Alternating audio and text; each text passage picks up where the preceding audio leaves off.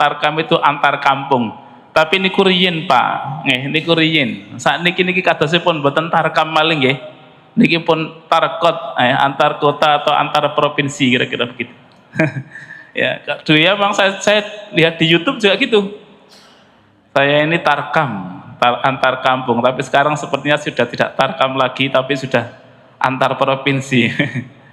Ya. Kemudian aktivitas lain, beliau menjadi mubalik Muhammadiyah Provinsi Daerah Istimewa Yogyakarta.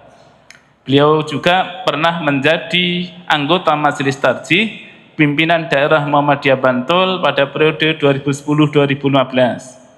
Beliau juga menjadi praktisi ruqyah syariah, sedangkan channel-channel YouTube yang ada di media itu, yang ada di dunia maya itu ternyata satu pun beliau tidak memiliki channel sendiri. Beliau sampaikan bahwa itu semua adalah punya akun para tim kreator yang kemudian memanfaatkan ceramah-ceramah beliau, menyampaikan dan menyebarluaskan agar lebih banyak memberikan manfaat bagi banyak orang. Kemudian saat ini beliau juga mengampu Yayasan Al-Asri Bina Insani Qur'ani di Bantul yang bergerak di pendidikan anak usia dini dan sekolah dasar. Beliau juga pernah menjadi pemateri di Radio Republik Indonesia Yogyakarta selama 13 tahun. Saya tidak membayangkan sejak usia berapa beliau sudah menjadi pendakwah. Jangan-jangan masih kecil itu sudah pendakwah, kira-kira begitu ya. Karena usia beliau masih muda, kelahiran beliau, saya baru tanya tadi pas di belakang, kelahiran beliau 1983 Pak. Jadi masih tua saya itu. Tua saya setahun. Jadi masih muda sekali. Bapak Ibu dan saudara sekalian, agar tidak panjang-panjang, nanti Ustadz Mujiman saya mohon untuk bisa memberikan kajian kurang lebih 1 jam Ustadz ya. Setelah itu nanti kalau masih ada waktu sambil nunggu asar kira-kira kita tanya jawab. Sak pegel gak apa-apa Pak nggih. Nah, ngoten Pak terus ini. Monggo Ustadz Mujiman kami silakan.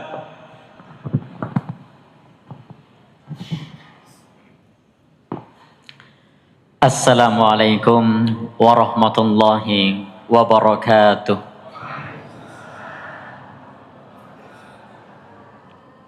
Alhamdulillah wassalatu wassalamu ala Rasulillah wa ala alihi wa sahbihi wa mawalah, amma ba'du. Dumateng ngarsanipun para sepuh bini sepuh ingkang satuhu kinurmatan. Kok sudah? Ciri khas Jogja. Dumateng ngarsanipun sedaya para rawuh kakung miwah putri ingkang minulya. Langkung-langkung dumateng sesepuh kula Pak Doktor, Sekretaris PDM Lamongan, Joko Tingkir nggih. Oh, Megilan nggih. Dumateng ngarsanipun sedaya keluarga ageng Masjid Asy-Syifa Rumah Sakit Muhammadiyah ingkang tansah kula hormati. Pertama-tama kita panjatkan puji dan syukur kehadiran Allah Subhanahu wa taala. Alhamdulillah di kesempatan kali ini kita semua diberikan nikmat sehat. Bapak Ibu sehat semua? Alhamdulillah. Di tempat ini alhamdulillah, di masjid ini kita semua dapat bernafas. Jantung kita masih berdetak, mata kita masih berkedip. Itu adalah anugerah dari Allah.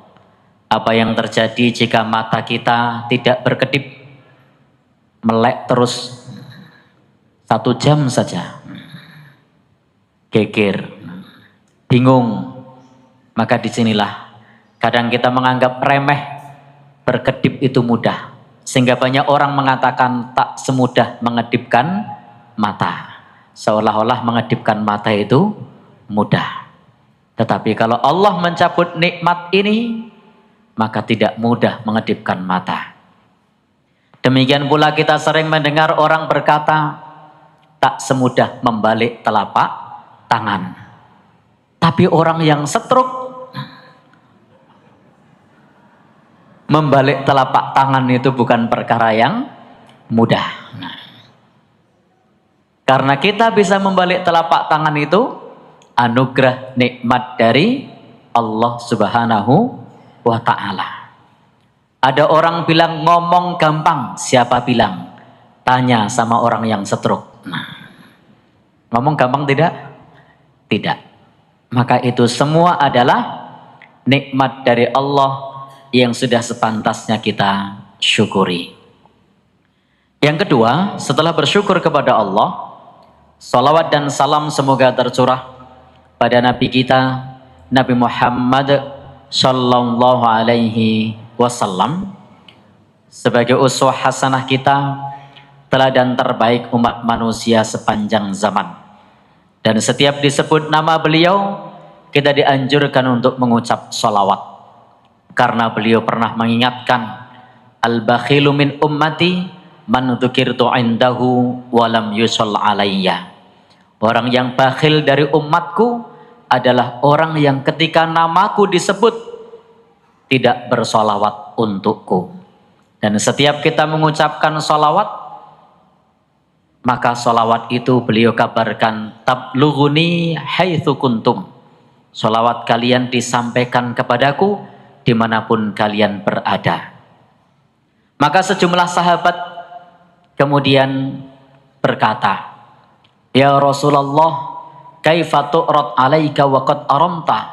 Wahai Rasul, bagaimana salawat itu dihadirkan kepadamu sementara engkau sudah menjadi tulang belulang. Maka Nabi bersabda, innallaha harrama 'alal ard ajsadal anbiya. Allah telah mengharamkan untuk bumi jasadnya para nabi. Maka jasad para nabi itu tidak binasa, termasuk Nabi kita sallallahu alaihi wasallam. Maka setiap kita bersalawat, salawat kita akan dihadirkan kepada beliau. Jangan dibalik.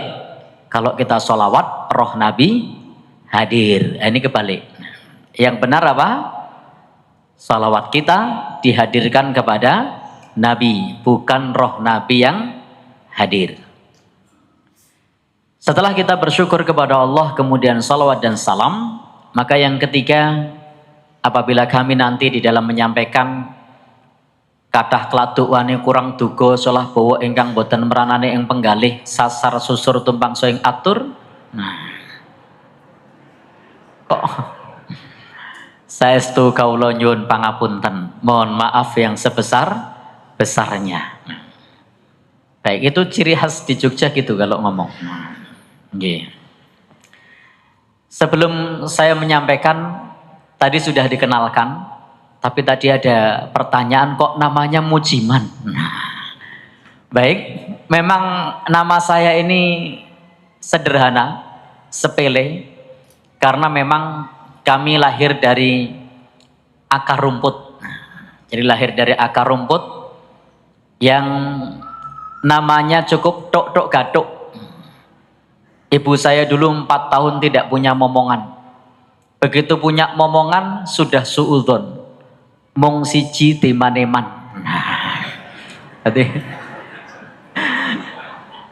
jadi sudah suudzon duluan. Dikira cuma 1. Itulah kadang kalau orang dulu ngasih nama itu yang penting digaduk-gaduk no. Lahirnya hari Sabtu Legi jam 6.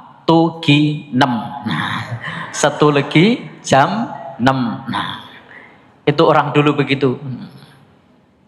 Ada orang yang ketika menikah hamil duluan, dikasih nama Siti Radiniyati. Nah, untuk apa? Karena sebatas digadukno. Itulah orang dulu begitu. Nah, ya. Maka budaya yang seperti ini sebenarnya untuk saat ini sudah tidak relevan. Karena anaknya itu rawan dibully. Nah, Radiniyati toh. Nah, baik. Seperti nama saya tadi baru dibully sama Pak Dokter. Ya, kenapa ya tadi? Maka nama-nama yang seperti ini sudah saatnya kita revisi untuk ya yang besok. Kalau yang sudah terlanjur ya sudah. Kasih nama-nama yang Islami, nama yang baik. Maka alhamdulillah di negeri kita ini negeri kaum muslimin terbesar di seluruh dunia. Maka tidak sulit untuk menemukan nama-nama yang Islami. Bahkan para pejabat-pejabat kita pun namanya Islami. Di antara nama yang mentereng dan dikenal di seluruh Indonesia pakai nama Nabi, Harun Masiku. Nah, ini contoh nama yang baik. Nah, maka kita bisa teladani nama-nama yang baik seperti ini. Harun Masiku, nama Nabi.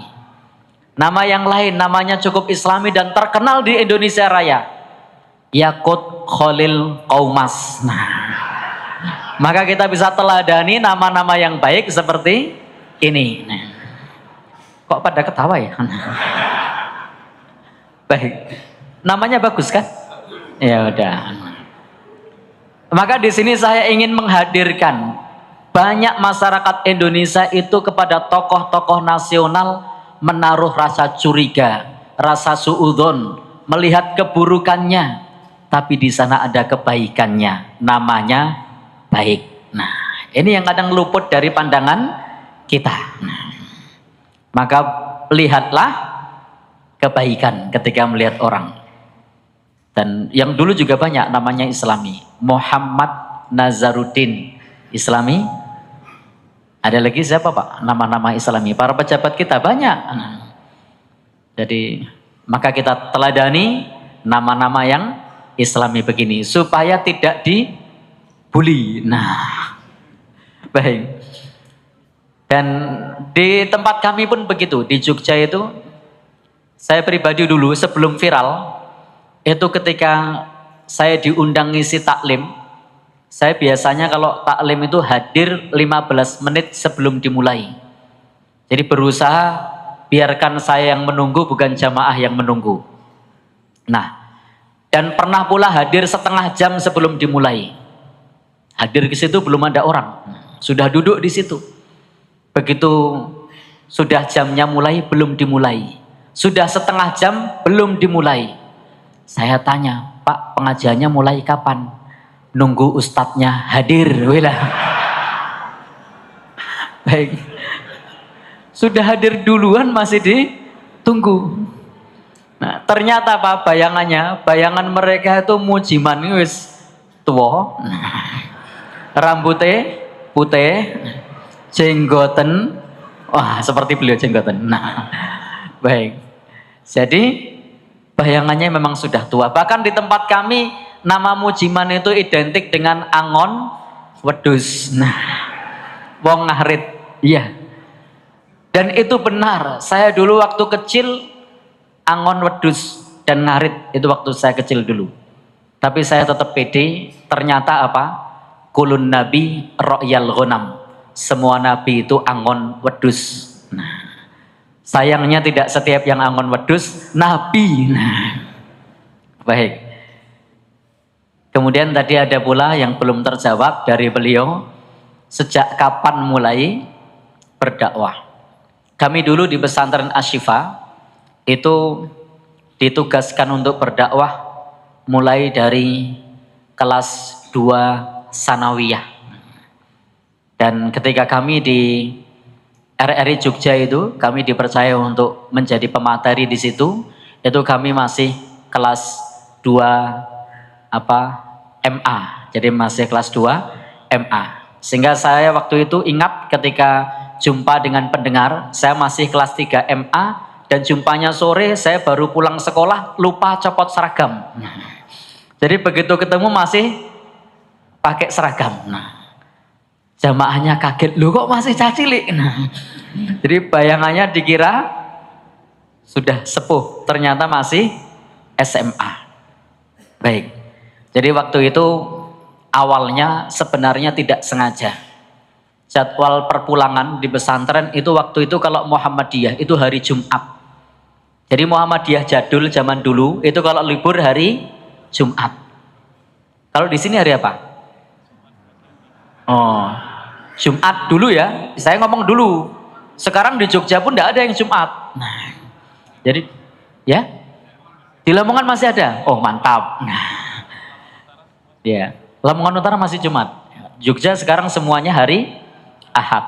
Dulu kami libur itu hari Jumat. Mas Jumat sudah terlanjur izin, tetapi belum sempat pulang karena belum dapat angkutan. Maka apa yang kami lakukan? Kalau masih di pesantren, nanti malah tidak boleh pulang. Akhirnya kami Jumatan di kampung sebelah. Qadarullah waktu Jumatan di kampung sebelah, khotibnya tidak hadir. Dan ternyata saya satu-satunya anak pondok yang di situ. Santri ya, nggih. Bisa jadi khotib enggak? Mau bilang enggak bisa kok izin gitu kan. Mau bilang bisa kok enggak persiapan sama sekali. Boso Jawa meneh. Akhirnya saya bilang insya Allah bisa. Akhirnya tanya dulu takmirnya, sudah balik kan? Sampun Pak. Baik, ditanya sudah balik kan? Sampun Pak. Baik. Akhirnya kami waktu itu jadi khotib. Itu pertama kalinya naik mimbar. Karena kami waktu itu belum pernah naik mimbar. Ya itu pertama kalinya naik mimbar langsung khutbah Jumat. Nah, langsung khutbah Jumat. Dan apa yang terjadi? Gemetaran. Dan keringatnya itu sak jagung-jagung. Nah, ini apa? Baju saya itu basah semua. Nah, tapi setelah itu kemudian viral di kampung itu. Ada anak kecil khotib Jumat. Nah, disitulah kemudian tetangga pesantren itu datang ke pesantren minta untuk ngisi pengajian. Di ustadz senior enggak mau, saya maunya yang anak kecil. Nah. Baik, maka saya SMP kelas 2 itu tiap malam, tiap sore sudah ngisi pengajian karena permintaan dari warga masyarakat. Baik, jadi itu nggih. Nah, sudah terjawab nggih? Nah. Baik. Oh nggih, monggo. Nggih niki matur nuwun. Masya Allah. Niki Pak Dokter wonten rapat nggih. Semoga dimudahkan, Pak. Kita lanjutkan nggih. Ini kita tadi belum ke materi nggih. Masih kenalan nggih. Tak kenal maka tak sayang maka baik. Kita lanjutkan. Di sini kita alhamdulillah ada di bulan Sya'ban. Sebentar lagi kita masuk bulan Ramadan. Ramadan dari bahasa Arab romat. Romat itu artinya panas membakar. Kalau Syawal panasnya semakin meningkat. Kalau Dzulqa'dah duduk-duduk di rumah. Sesungguhnya bulan-bulan yang ada dalam kalender Hijriah itu dulunya adalah warisan pra-Islam. Saya tidak bilang jahiliyah ya, warisan pra-Islam. Artinya juga sebelum masa jahiliyah itu sudah ada. Dan bulan-bulan ini awalnya dibuat sesuai dengan musim. Tetapi karena menggunakan perputaran bulan, maka bergeser, tidak sesuai dengan musim. Contoh tadi pas musim panas dikasih nama Ramadan, romat, panas membakar. Syawal, panasnya meningkat. Dzulqa'dah, puncak musim panas.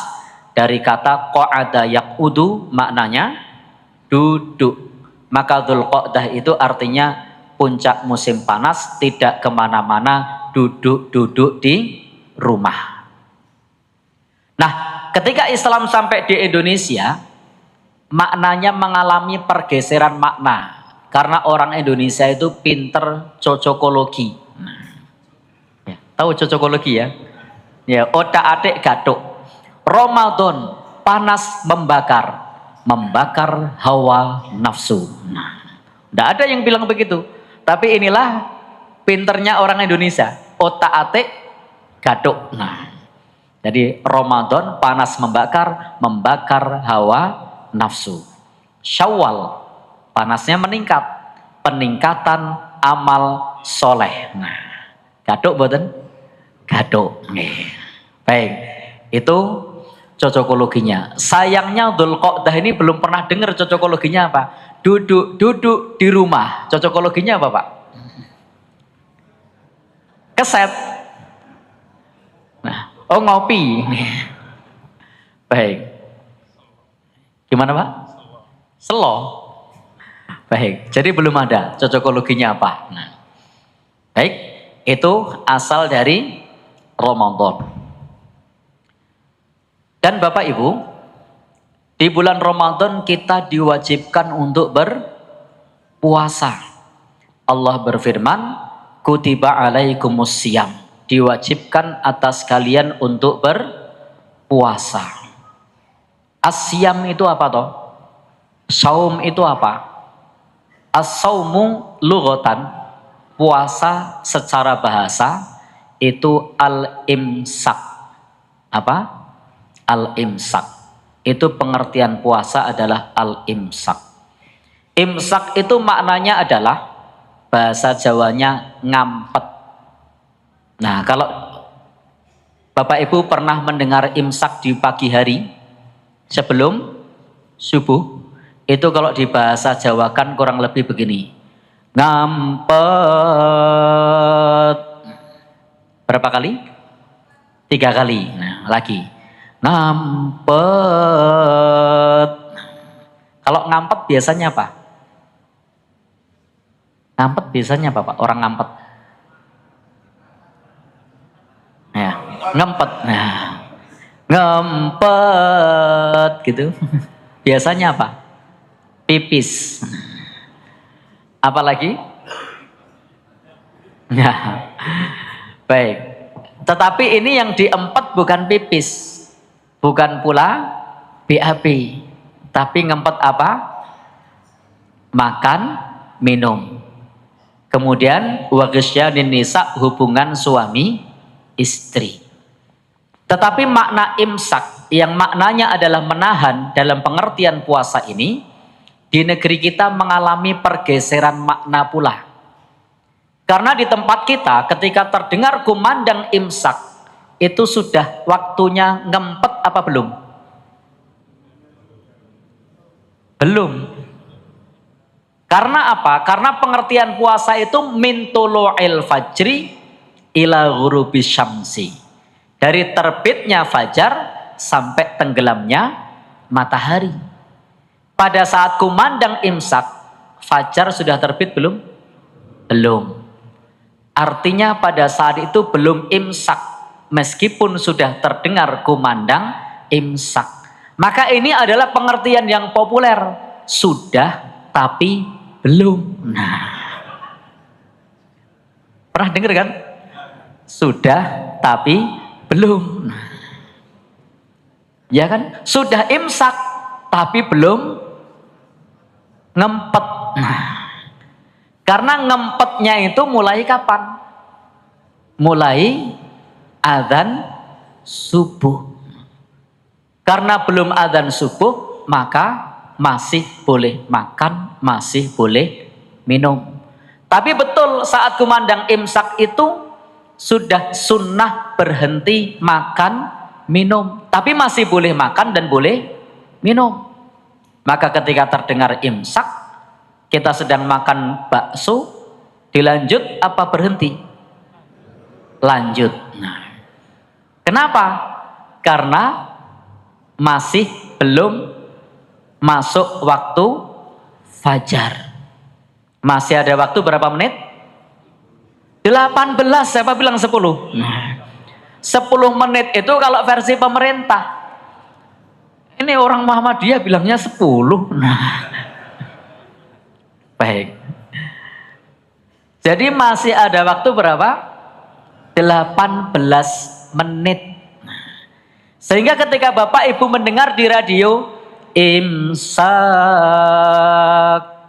itu masih ada waktu makan minum 18 menit. Bakso 1 mangkok lewat. Bahkan kalau yang muda-muda ini itu 2 mangkok masih habis. Termasuk senior saya ini, 1 mangkok habis enggak? Habis. 2? Oh, udah menyerah beliau. Baik. Jadi intinya pada saat kumandang imsak itu sebenarnya baru sunnah berhenti makan. Belum wajib berhenti makan.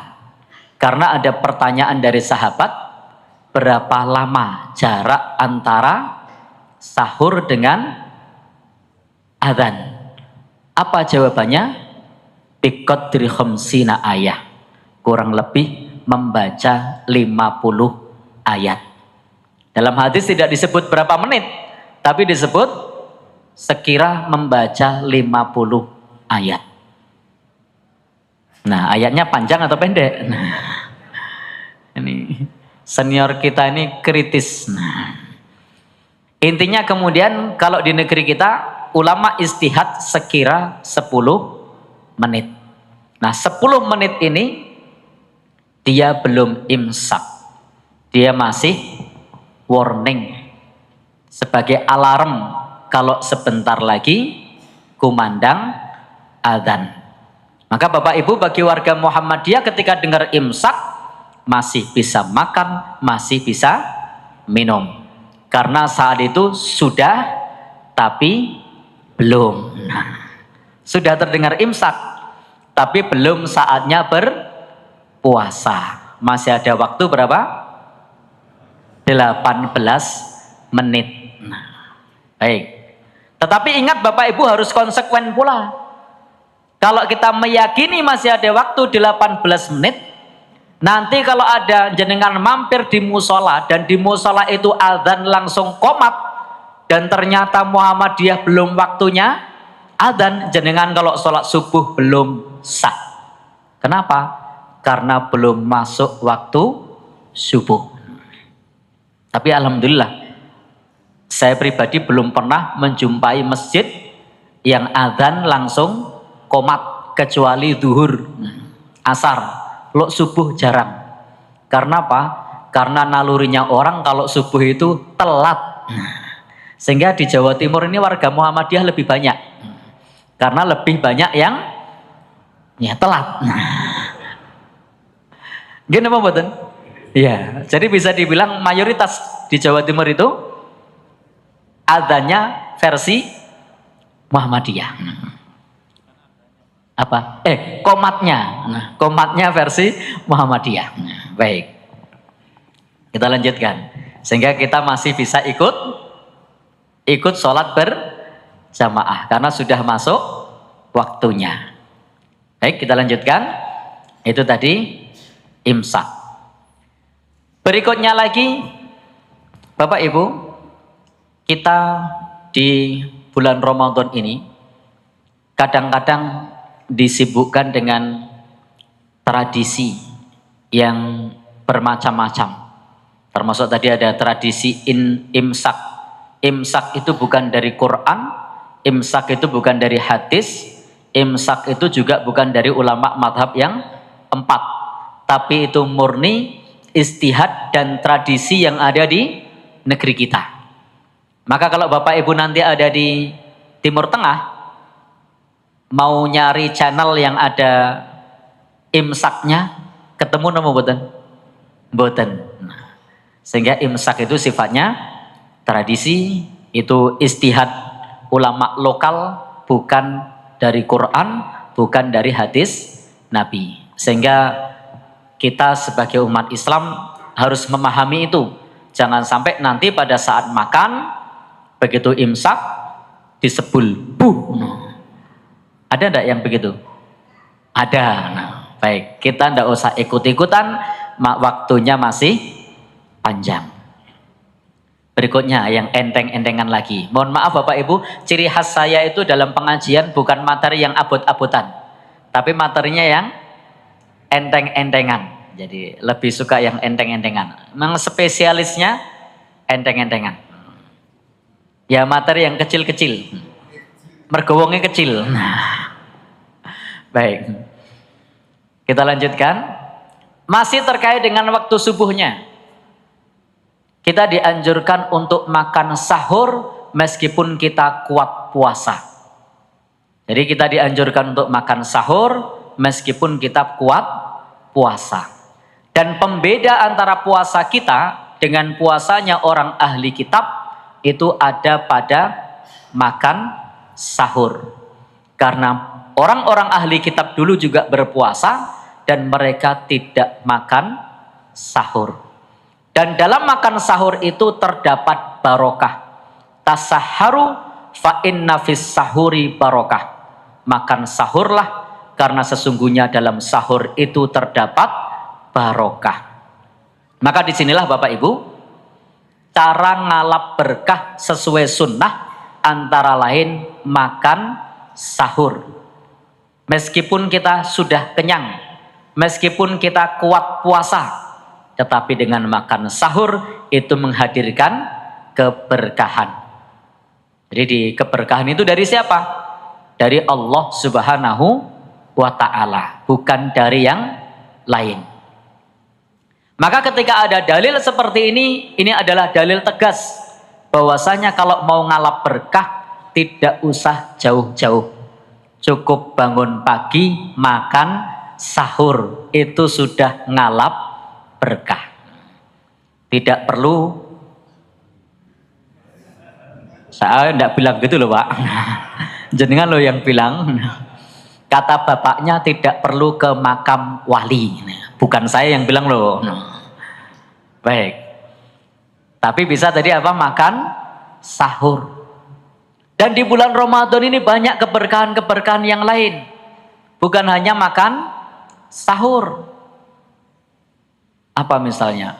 Hadir sholat berjamaah. Itu juga berkah. Apa berkahnya? Bisa ba'i wa isyrina darajah. Mendapat 27 derajat. Ini berkah. Karena kalau di rumah, 1. Kalau di masjid berjamaah 27. Makna berkah itu apa? Berkah itu ziyadah, tambahan. Kalau kita di rumah 1, begitu di masjid dapat tambahan. Karena dapat tambahan maka sholat berjamaah di masjid itu berkah. Maka Bapak Ibu bisa ngajak teman-temannya berjamaah, ayo ngalap berkah. Maksudnya apa? Ayo sholat berjamaah. Karena kalau di rumah tidak ada tambahan, begitu berjamaah di masjid dapat ziyadah, tambahan. Dan di antara makna berkah adalah ziyadah, tambahan. Di antara makna berkah adalah sa'adah, kebahagiaan. Di antara makna berkah adalah an-nama, tumbuh berkembang.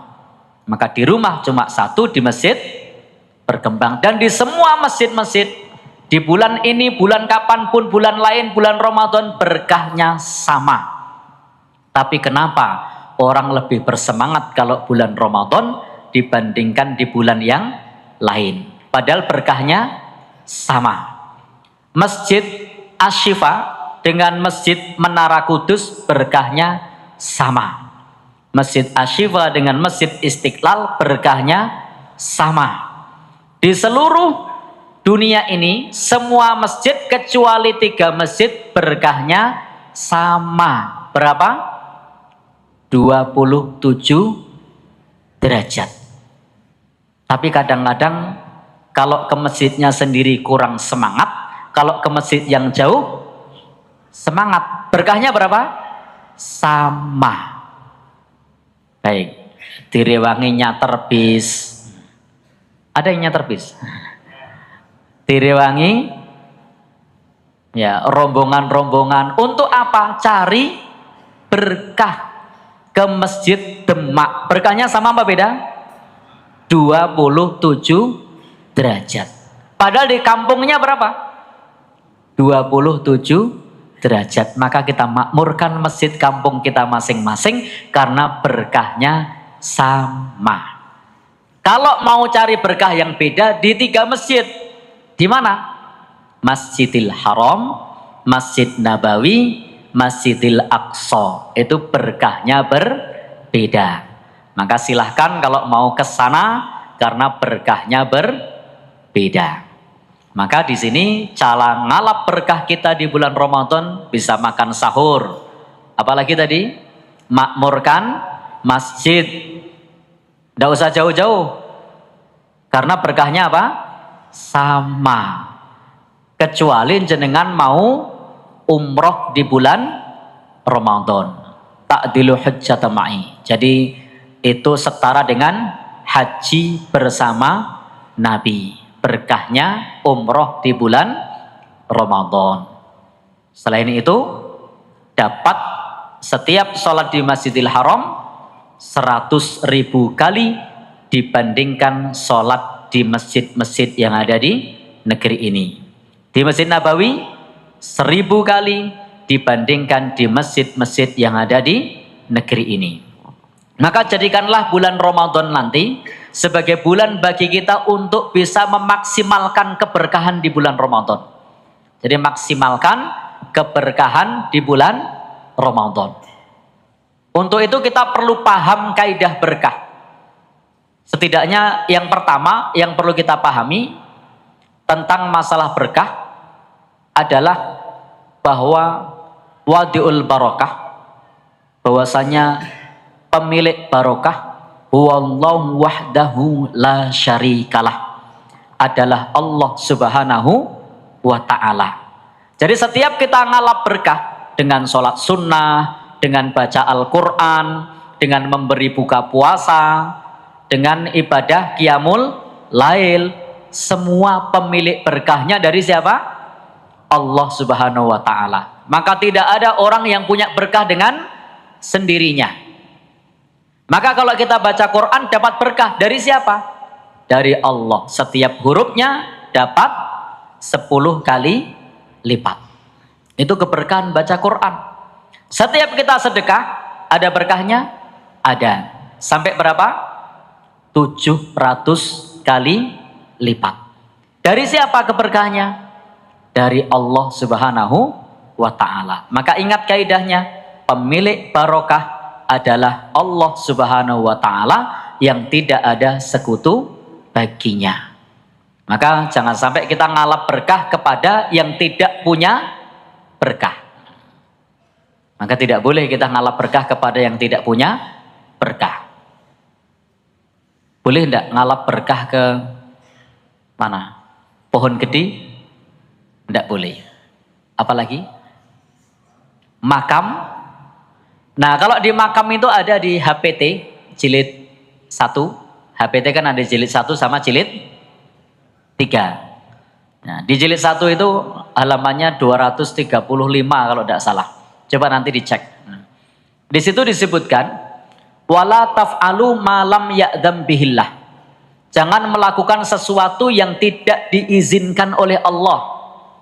Apa itu? Kadu'aikumul mayyit. Seperti kalian berdoa kepada orang yang meninggal. Itu tidak boleh. Apalagi watawassulu bihi, termasuk bertawasul kepada orang yang sudah meninggal. Itu tidak boleh. Sehingga Bapak Ibu, itu kata tarjih loh, bukan kata saya. Kata tarjih. Saya cuma setuju. Nah, baik. Karena saya tidak punya kapasitas untuk beristihad. Saya kapasitasnya cuma copy paste. Cuma ngopi pendapat yang lain. Nah, karena kalau seperti kami ini makomnya adalah mubalik. Mubalik itu menyampaikan. Beda kalau ulama itu alim, punya kapasitas untuk beristihad. Nah, kalau kami tidak. Kami hanya menyampaikan. Maka di situ disebutkan jangan mengerjakan yang tidak diizinkan oleh Allah berupa doa, berupa berdoa kepada yang sudah mati maupun bertawasul kepada yang sudah mati. Himpunan Putusan Tarjih jilid 1. Sehingga Bapak Ibu, pastikan kita ngalap berkah dengan benar. Maksimalkan keberkahan di bulan Ramadan. Yang kedua, kaidahnya wala yajuzut tabarruk tidak boleh kita ngalap berkah bisyai dengan sesuatu illa bidalil, kecuali ada dalilnya. Ngalap berkah sholat jamaah, ada dalilnya? Ada tadi. Ada tambahan berapa? Menjadi 27. Sholat sunnah rawatib, ada dalilnya? Ada. Bunyalahu bihin baitun fil jannah. Menjaga sholat sunnah rawatib itu akan dibangunkan istana di surga. Berkahnya jelas. Tapi kadang-kadang kita ini sholat sunnahnya males, sholat wajibnya mundur-mundur, giliran ngalap berkah yang tidak ada tuntunannya yang jauh-jauh itu malah semangat. Itu kenapa kira-kira? Bayar pula. Sholat sunnah gratis. Jamaah gratis. Kok peminatnya sedikit? Berkahnya jelas. Dalilnya sahih. Siapa yang meragukan dalil sholat berjamaah? Tidak ada. Apalagi yang bisa kita lakukan? Yang jelas ada dalilnya. Baca Quran tadi jelas ada dalilnya. Ada. As-sawmu wal Quran yashfa'ani. Puasa dan Al-Quran keduanya memberi syafaat. Kemudian juga Nabi mengatakan la aqulu alif lam mim harfun. Aku tidak katakan alif lam mim itu satu huruf. Walakin akan tetapi alifun harfun walamun harfun wa mimun harfun. Masing-masing itu satu huruf, berarti ada 3 huruf dan masing-masing bi asyri amsalihah. Masing-masing mendapatkan 10 kebaikan.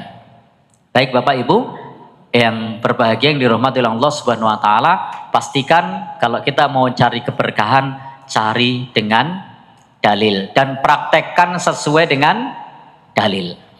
Karena kadang kita sudah benar ngalap berkah sesuai dalil, tapi prakteknya kadang tidak sesuai petunjuk dalil. Contoh, pas bulan Ramadan buka puasa.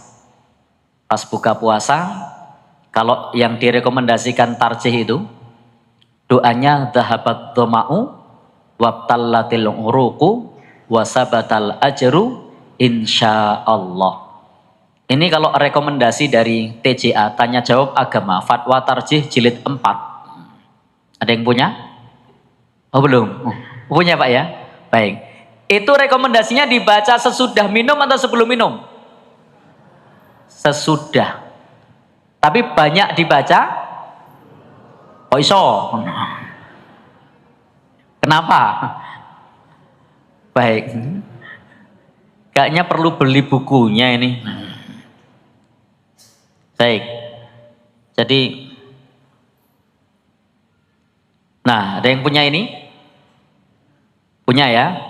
Itu nanti silahkan dibaca. Bagaimana cara membaca doanya? Itu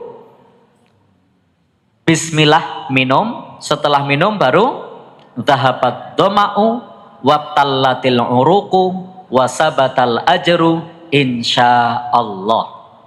Tetapi seringkali prakteknya monggo kita berdoa mau buka puasa, dhahabat dhama'u wabtallatil uruqu wasabatal ajru insyaallah, baru minum. Coba lihat artinya, dhahabat dhama'u, ngelak wis ilang, dahaga telah lenyap. Wabtallatil uruqu, kerongkongan telah basah. Lah telah saka ngendi? Orang ngombe kok. Baik.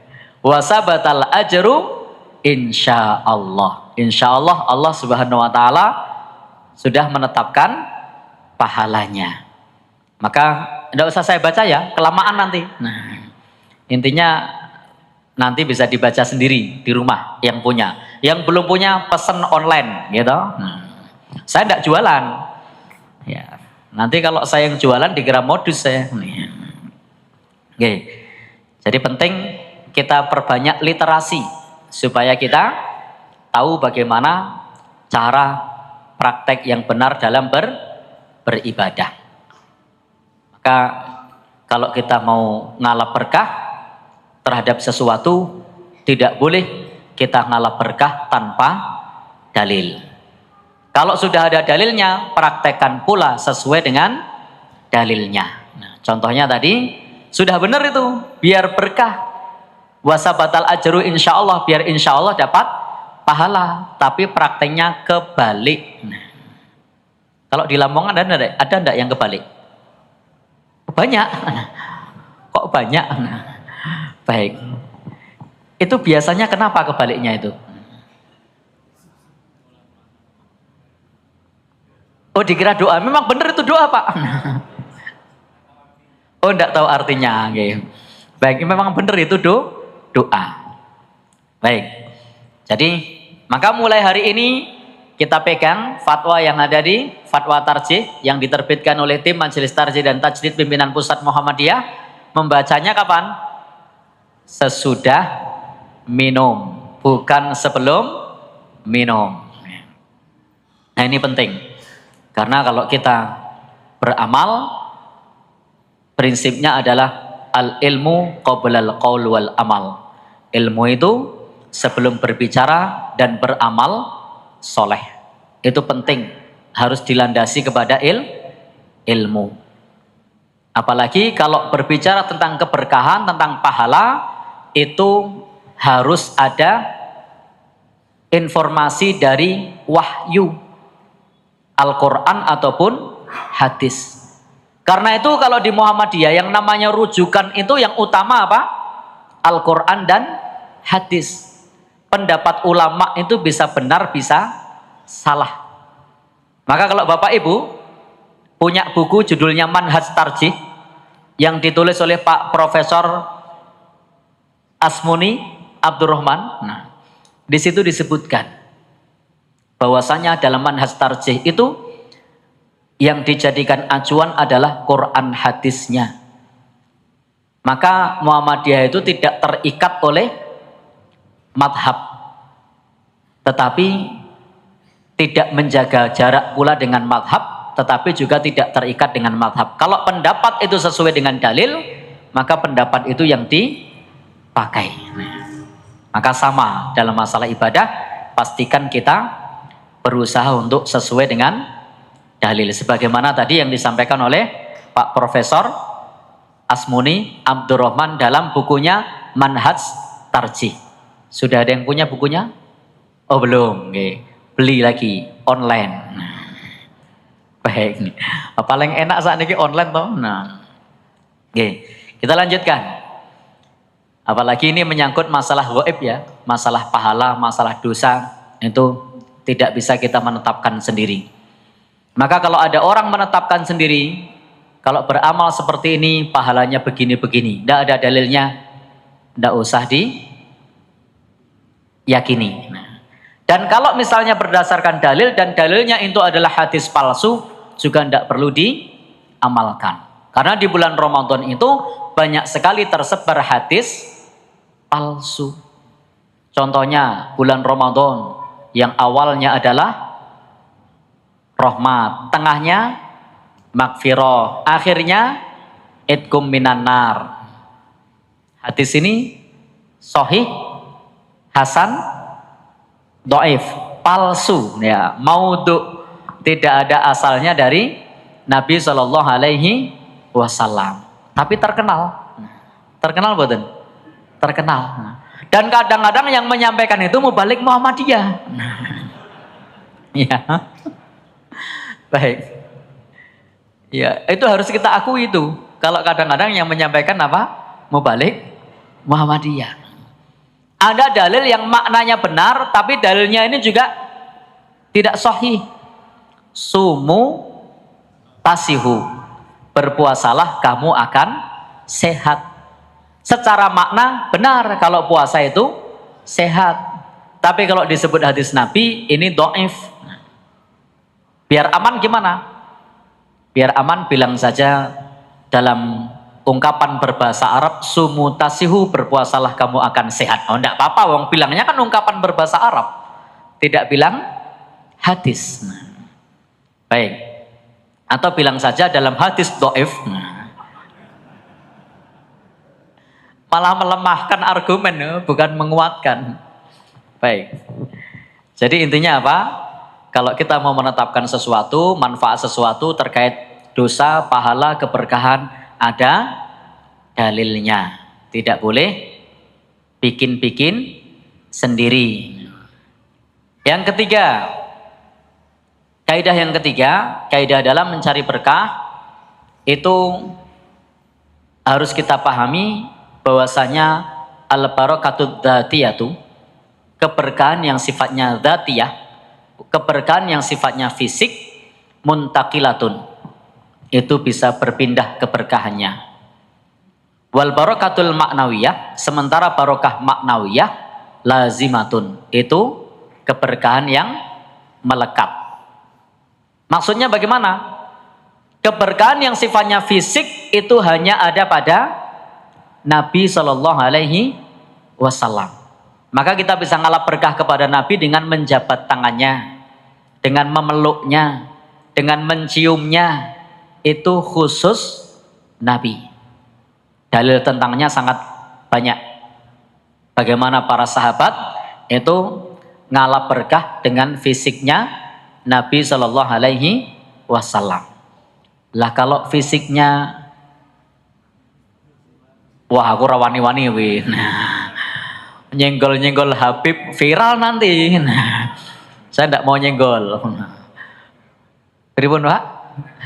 Ya, jadi ya gimana Pak? Intinya kita kalau mau nyari keberkahan fisik hanya ada pada Nabi Shallallahu Alaihi Wasallam. Sementara kepada manusia yang lain kita tidak perlu ngalap berkahnya, rebutan bekas minum. Seger. Bapak E bilang seger katanya. Lah itu tidak ada berkahnya itu. Malah bisa jadi kalau orangnya TBC menular. Nah, apalagi selain bekas minum yang sering jadi rebutan. Apa? Puntung rokok. Nah, apalagi cium tangan. Cium tangan itu ada beberapa makna. Kalau murid kepada guru, murid SD sama gurunya, nah itu monggo saja, itu sebatas adab. Tapi kalau kemudian dianggap dengan cium tangan rezekinya lancar, lah ini namanya ngalap berkah. Ini boleh apa tidak? Tidak boleh. Wah, saklok ya aku nyium tangannya.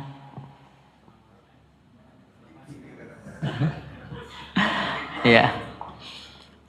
Setelah saya mencium tangannya Ustadz, ojo lah, rezekinya lancar. Nah, lah ini namanya ngalap berkah. Boleh enggak? Enggak boleh.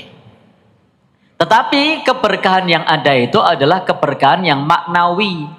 Keberkahan maknawi itu dalam iman, keberkahan iman, keberkahan ilmu, keberkahan amal. Maka kalau kita mau nyari berkah, ya berkah dengan iman. Karena kalau kita tidak beriman, berkahnya hilang. Bapak Ibu, kita puasa. Kalau tanpa beriman, pahalanya hilang. Kita ikut kurban, kita ikut zakat, tapi tidak beriman, dapat pahala? Tidak, berkahnya hilang.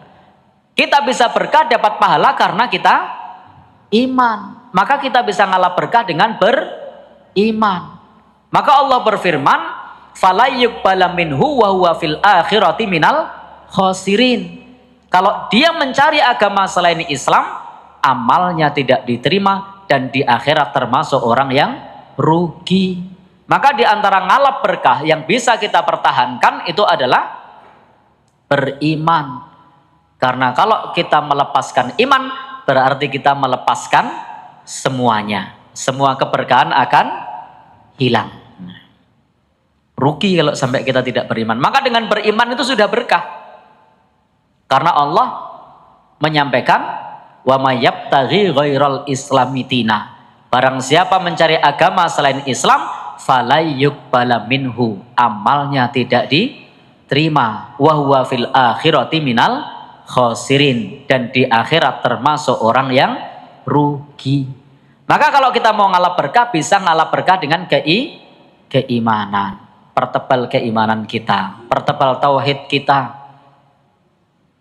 Maka di antara yang dapat membatalkan keberkahan iman apa? Syirik.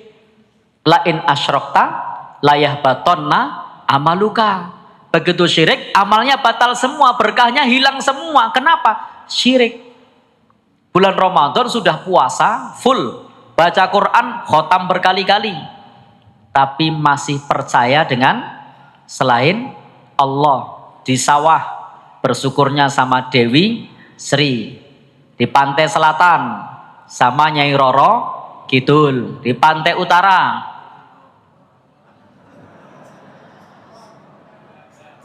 Dewi Lanjar. Baik. Jadi harus bersyukurnya kepada Allah. Jangan sampai kita ini, kalau kata orang Jawa, kacang lupa. Ya, Allah yang ngasih kita, yang beri rezeki kita, bersyukurnya sama yang lain. Na'udzubillah. Maka pastikan kita bersyukur, minta sama Allah, tawakal kepada Allah. Bahkan kadang-kadang berlindung pun refleksnya sama selain Allah. Kalau di Jogja itu kaum Kasepuan masih ada nih yang begini. Kalau ada petir, lalu bilang mak guandri putune Ki Ageng Selo. Nah, jadi masih ada. Kalau di sini saya tidak tahu. Ya, ada lagi kalau ada angin besar, nyebar beras karo uyah, disebar. Nah, doanya begini. Nyai Maruto, Kiai Maruto iki kilo tak sangoni beras uyah. Ojo mandek temoleh liwat dalan gede. Ojo ngrusak omah-omah, ojo ngrusak wit-witan. Liwat. Biur. Meskipun sholatnya 5 waktu, tapi doanya sama Dewa Dewi Nyai Maruto, Kiai Maruto. Rusak itu ibadah, berkahnya hilang. Ya, masih ada yang model begitu. Kalau yang lahir bulan Suro, kalau bulan Suro dibuatkan, nah, kalau di tempat kami itu masih ada dibuatkan among, nasi tumpeng.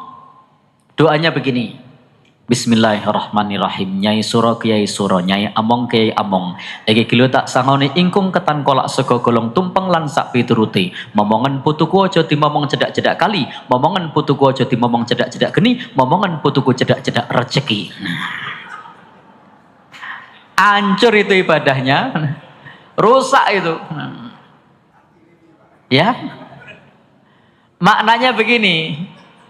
Dewa, Dewi, Nyai Suro, Kiai Suro, Nyai Among, Kiai Among. Itu Dewa Dewi yang momong, yang mengasuh. Nah, supaya asuhlah cucu saya, asuhlah anak saya. Jangan dekat-dekat dengan sungai, jangan dekat dengan api, tapi asuhlah dekat-dekat dengan rezeki. Nah, baik. Meskipun pakai Bismillah, tapi karena mintanya sama selain Allah, berkah imannya hilang. Yang lain apa? Banyak kok. Yang viral apa? Yang viral lagi, cinta ditolak, dukun bertindak. Nah, Lamongan Yono wi. Ya. Jadi cinta ditolak, dukun bertindak. Lalu sama dukunnya dikasih amalan. Ini biar kamu tidak ditolak lagi, kamu saya kasih amalan ajian jaran goyang. Ini lele mantrane, Bismillahirrahmanirrahim. Niat ingsun matak aji, ajianku jaran goyang. Ajianku sodolanang loro, yang disabetake gunung jugruk, yang disabetake segoro asap, yang disabetake jabang bayitan bakal mati. Nah, wes tak jamin orang minggu semrintil. Nah, ini Bapak Ibu pertawakalnya tidak kepada Allah, berkah imannya hilang. Maka wajib bertaubat, taubatan nasuha. Sudah benar dalam iman, lebih baik kehilangan calon bojo daripada kehilangan iman. Maka Bapak Ibu, kadang-kadang kita melupakan yang lebih besar untuk mendapatkan yang lebih kecil. Baik, yang kedua berkah dalam tadi iman, kedua ilmu. Dalam ilmu itu ada berkah. Karena kalau kita beramal tanpa ilmu, kadang berkahnya hilang. Saya kasih ilustrasi. Di bulan Ramadan, kita sedang ibadah sholat tarawih. Saya sering sampaikan ini, karena masih sering banyak yang mengamalkan. Ketika kita ibadah sholat tarawih di bulan Ramadan, tidak sedikit jamaah yang bolos meninggalkan imam. Kenapa? Imamnya 11. Lalu rakaat ke-8 bolos. Pengen apa? Pengen nambah. Loh kok pengen nambah? Semangat beribadah. Semangatnya sudah benar. Semangat pengen beribadah, benar. Pengen 47 rakaat. Seperti Khalifah Umar bin Abdul Aziz. Itu sholatnya 47 rakaat. Atau 37 rakaat. Seperti Imam Malik. Itu sholatnya berapa? 37. Atau 23 rakaat seperti sahabat Umar. Maka semangatnya bagus. Tetapi karena tidak dilandasi ilmu, saya jadi ingat pernyataan Nabi. Man qama ma'al imam falam yang sorif kutibalahu qiyamul lailah. Barang siapa yang sholat bersama imam dan tidak meninggalkan imam sampai selesai, tidak bolos syaratnya, kutibalahu qiyamul lailah, dicatat sholat semalam penuh. Jadi kalau kita sholat bersama imam, tidak ninggalkan imam sampai selesai, pahalanya sholat semalam penuh. Tapi karena meninggalkan imam, gagal mendapatkan pahala sholat semalam penuh. Lah inilah berkahnya ilmu, karena tidak tahu ilmunya, maunya semangat, rakaatnya tambah banyak, kehilangan sholat semalam penuh. Dengan tahu ilmunya, meskipun ibadahnya tidak banyak, tapi karena ngikuti imam, maka dapat pahala sholat semalam penuh. Ini juga berlaku hukum sebaliknya. Kalau kita mampir masjid, masjidnya 23 rakaat, ya ikut sampai akhir. Ya, biar dapat berkahnya. Apa berkahnya? Ikut sama imam. Lah kalau ternyata 37, ya melu. Kalau 47, golek masjid liyane. Baik. Maka salah satu kebiasaan buruk saya, ini aib yang saya ceritakan. Boleh orang toh? Saya punya aib, punya satu kebiasaan buruk. Kalau bulan Ramadan mampir masjid, itu saya tanya, Pak, masjid ini nanti rokaatnya berapa? Sekian. Kok kathah nggih? Yang rokaatnya 11 mana? Masih tebih, Pak. Nggih pundi? Lurus, lampu merah, belok kanan. Oh nggih. Terus nanti pertigaan pertama belok kiri, tanglet teng riku. Oh nggih, pindah. Supaya apa? Dapat ngikuti imam sampai selesai. 11. Berkahnya berapa? Semalam suntuk. Kalau yang 23, berkahnya berapa? Semalam suntuk. 47, semalam suntuk. Aku milih sing 11 wae. Bapak-bapak, ibu-ibu milih liyane oleh. Boleh kok, tidak dilarang. Baik, tidak dilarang. Tapi memang kalau rekomendasi tarjih, ini apa? Rekomendasi HPT. Nah, di HPT jilid 1. Nah, jadi di HPT jilid 1 itu rekomendasi untuk sholat tarawih. Tidak usah dibaca ya, kelamaan nanti. Nah, oke. Cukup dituduh ke wae. Nah, jilid 1. Rekomendasi untuk sholat tarawih itu berapa rakaat? 11 rakaat. Tidak saya buka, jangan percaya ya. Orang percaya tak buka. Percaya kok ya wes.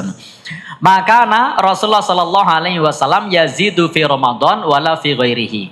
Nabi tidak pernah menambah jumlah rakaat di bulan Ramadan dan juga di bulan yang lain. Berapa rakaatnya?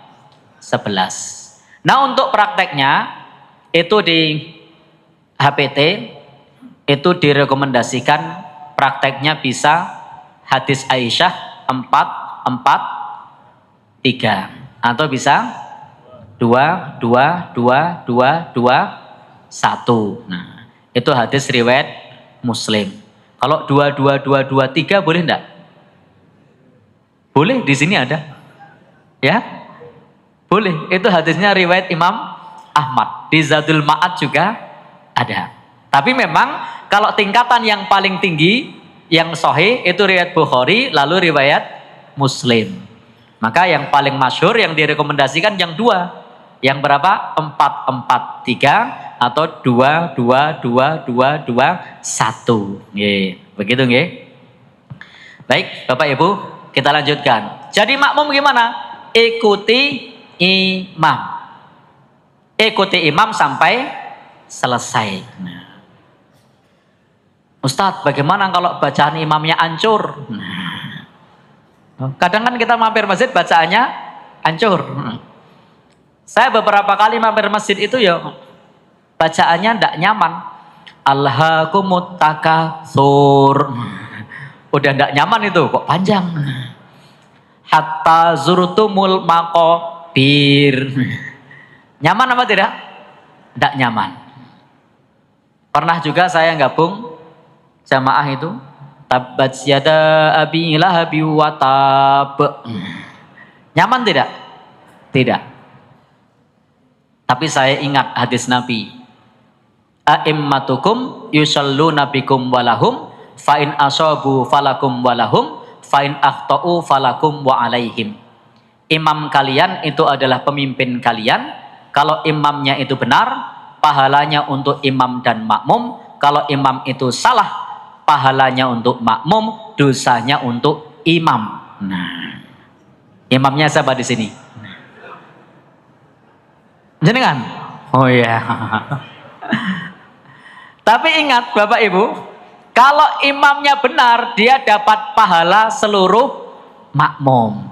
Jadi jenengan sholat di sini sekali atau 10 kali, imamnya ngimami sekali, pahalanya sudah dapat seluruh jamaah. Nah, kalau benar, kalau salah, baik. Maka plus minus menjadi imam. Jadi plus minus menjadi imam. Baik, lanjut nggih. Intinya apa? Ada berkah dalam iman, ada berkah dalam ilmu. Yang ketiga, berkah dalam amal soleh. Maka kita bisa ngalap berkah dengan cara beramal soleh. Nah Bapak Ibu, di bulan Ramadan ini, respon manusia terhadap bulan Ramadan, respon manusia terhadap kitab suci Al-Quran ketika memerintahkan, itu terbagi menjadi 3. Ini saya masukkan lagi ya. Baik. Tidak jadi dibaca, sudah percaya kok.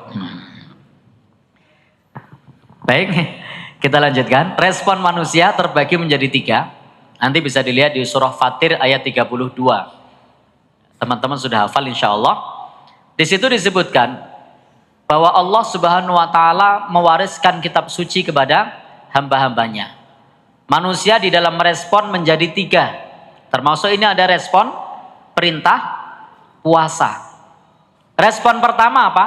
Zalimul li nafsihi, menzalimi dirinya sendiri. Respon kedua, muktasid, tengah-tengah.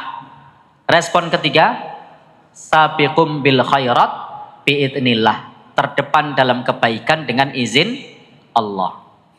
Untuk respon yang pertama, hadirnya bulan Ramadan tidak mampu mempengaruhi dirinya, tidak mengubah apa-apa. Sebelum Ramadan tidak puasa, bulan Ramadan tetap tidak puasa. Tidak ada perubahan. Sebelum Ramadan hobi ngerasani, Ramadan masih ngerasani. Setelah Ramadan tambah parah. Ini namanya mendolimi dirinya sendiri. Sebelum Ramadan sarapan pagi, pas Ramadan masih sarapan pagi. Tidak ada perubahan. Baik Bapak Ibu, ini model yang begini ada apa tidak saya tidak tahu. Poso raposo podo baik. Yang kedua, 5 menit lagi ya. Yang kedua, yakni kelompok yang tengah-tengah. Ramadan ada perubahan. Jadi bulan Ramadan ada perubahan. Tapi perubahannya hanya bersifat sementara. Sebelum Ramadan tidak ke masjid, ketika Ramadan mau ke masjid, setelah Ramadan ngilang dari masjid. Nah, ini kelompok yang tengah-tengah. Sebelum Ramadan suka ngerasani, begitu Ramadan libur. Nah, setelah Ramadan kambuh lagi. Nah, ini kelompok yang tengah-tengah. Ada perubahan. Wajib dikerjakan, haram ditinggalkan. Ini prinsip tengah-tengah. Kalau yang mendolimi diri sendiri, tidak peduli wajib, tidak peduli haram, sing penting seneng. Kelompok yang terbaik, sabiqum bil khairat biidznillah, terdepan dalam kebaikan dengan izin Allah. Mereka ini memanfaatkan bulan Ramadan, memanfaatkan perintah Allah untuk beribadah dengan maksimal. Maka untuk yang sabiqum bil khairat biidznillah, terdepan dalam kebaikan dengan izin Allah, akan berusaha senantiasa menjalankan perintah Allah. Kalau tidak mampu perintahnya, maka alternatifnya, oh tidak mampu puasa karena tidak kuat. Apa alternatifnya? Fa'iddatum min ayyamin ukhor, diganti di hari yang lain. Oh ternyata punya udzur permanen, masih diganti fidyah. Fidyah itu hanya boleh bagi yang punya udzur permanen. Kalau alasannya bukan alasan yang permanen, apa maksudnya permanen? Menaun. Kalau alasannya bukan yang menaun, tidak boleh fidyah. Kerja berat 3 hari, boleh tidak difidyah? Tidak boleh, harus diqadha. Tapi kalau hamil menyusui, menaun apa harian? Menaun. Boleh fidyah. Tua, menaun apa harian? Menaun. Maka boleh fidyah. Sakit menaun, boleh fidyah. Tapi sakit yang liddorir, yang membahayakan untuk puasanya. Sakit menaun, puasanya tidak bahaya, tidak boleh fidyah. Contoh apa? Panu. Itu menaun tapi tidak bahaya, tidak boleh fidyah. Jadi yang menaun dan berbahaya. Apakah orang yang hamil menyusui itu bisa fidyah saja atau perlu qadha dan fidyah? Menurut ulama mazhab Hambali, ulama mazhab Syafi'i, kalau khawatir karena diri dan anaknya, maka fidyah dan qadha. Kapan fidyahnya? Tahun pas hamil menyusui, fidyah. Kapan qadhanya? Kalau sudah tidak hamil, sudah tidak menyusui. Lah anake telu ndridile. Ya sudah, berarti 9 kali puasa fidyah. Setelah tidak punya anak, qadha. Berapa? 9 bulan. Lo kan itu fikih Syafi'i gitu kan? Ya. Jadi di fikih Syafi'i, kalau hamil dan menyusui khawatir karena diri dan anaknya, itu apa? Fidyah dan qadha. Kalau mazhab Hanafi, qadha saja. Kalau Muhammadiyah, kalau tidak kuat, fidyah saja. Nah, ibu-ibu pilih yang mana? Oh, cetho Muhammadiyah. Baik. Kalau bukan Muhammadiyah, mungkin Muhammadiyah sering gampang ke ngono. Nah, tapi karena warga Muhammadiyah ya fidyah saja. Nah, baik. Ada dalilnya enggak itu? Yang fidyah saja? Ada. Sahabat Ibnu Abbas itu pernah berkata begini. Apa kata sahabat Ibnu Abbas? Sahabat Ibnu Abbas mengatakan begini, alaikil fida, bagimu fidyah, fala qadha alaiki, dan tidak ada kewajiban bagimu untuk mengqadha. Sehingga fidyah saja itu sah, bisa kita amalkan. Karena di situ disebutkan bagimu fidyah dan tidak ada kewajiban untuk mengqadha.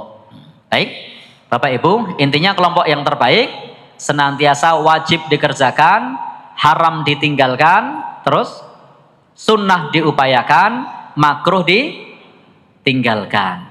Maka semoga di bulan Ramadan ini kita bisa 1, siapkan niat ikhlas karena Allah. 2, siapkan ilmu bisa ittiba sunnah. 3, siapkan badan yang sehat sehingga kuat ibadah. 4, siapkan harta untuk sedekah. 5, siapkan waktu untuk beribadah. Seringkali kita tidak punya waktu, maka siapkan waktu untuk ibadah. 6, siapkan majelis orang soleh, karena ibadah bersama yang lain itu lebih semangat dan lebih ringan. 7, siapkan doa-doa terbaik kita. Baik, jadi cukup siapkan 7 hal. Apa tadi? Niat ikhlas, ilmu 3, fisik yang sehat 4, sedekah 5, waktu 6, majelis orang soleh 7, doa-doa yang terbaik. Nasrun minallah fathun qarib wa basyiril mukminin waqtal sopiranto sing pangandikan kawula konduraken dumateng pranoto hadi coro. Matur nuwun. Luar biasa Bapak, bisa kita takbir. Allahu Akbar. Terima kasih Ustadz Mujiman memberikan pencerahan yang luar biasa. Bapak Ibu sekalian yang saya hormati, sebagaimana yang saya sampaikan awal, bahwa ini masih ada waktu kurang lebih 45 menit ini Bapak-Bapak. Jadi saya buka termin pertama ini dengan 4 orang, cukup ya? 4 orang, 1, 2, ibu-ibu ada? Nggak ada, berarti Bapak 1 ya, 2, 3. Ya, sementara ada Ustadz membantu untuk memberikan mic-nya itu untuk ini Ustadz dibantu, ya itu ya, kepada saudara